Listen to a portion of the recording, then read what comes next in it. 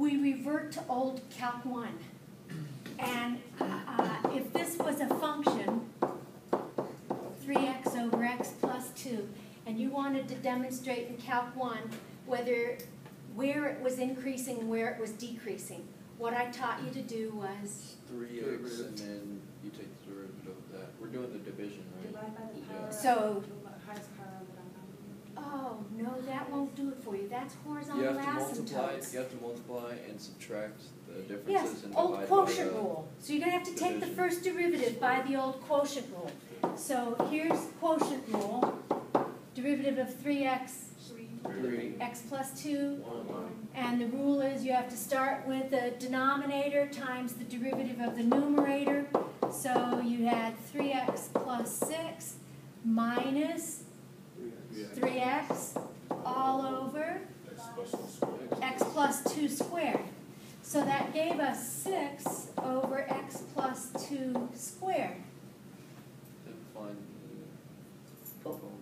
Well, you would ordinarily, but remember, I'm only looking for whether this thing is increasing or whether it's decreasing. The top, yes, the top is always Positive. and the bottom is always positive, so this fraction is always. Increasing. And if the first derivative is greater than 0, you know that the function is increasing. Increasing is even better than non-increasing, non-decreasing language. So we've proven by saying this implies that it's monotonic.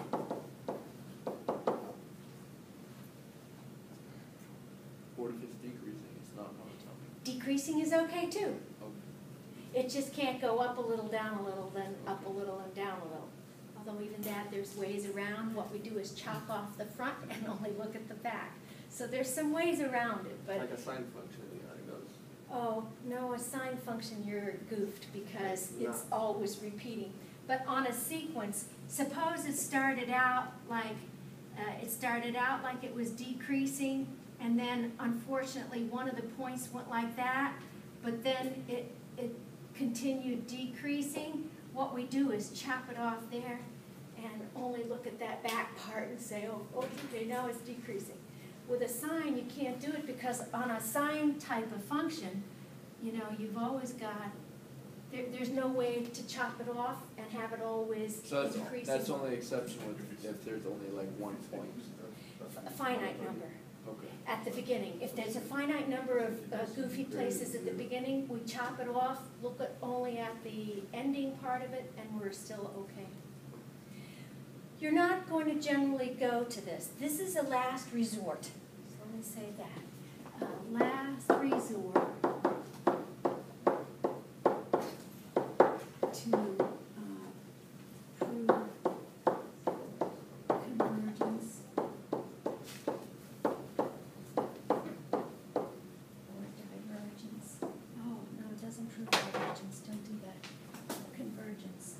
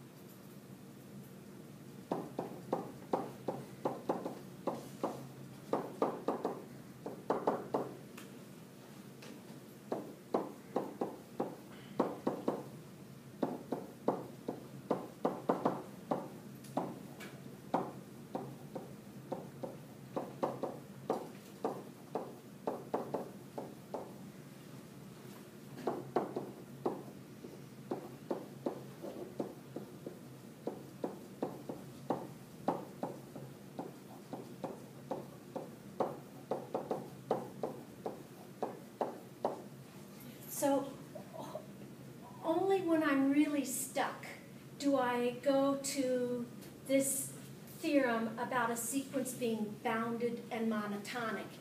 If I can show that it's bounded and monotonic, I know that the sequence converges, but it's a lot of trouble. Ordinarily, you're going to hope that you can take the limit as n approaches infinity and either do old Calc 1 or Calc 2 rules to get convergence or divergence. Okay, that's the end of 9.1. Wouldn't, I mean, if you work like backwards, also prove divergence if it's not, I mean, if you could prove it's not monotonic or bounded? The theorem doesn't say that. Let me go to the wording of that theorem. It says, if bounded and monotonic, then it converges. We can do the contrapositive, diverges, if it's not bounded and not monotonic. But that you'd have to know that it diverged.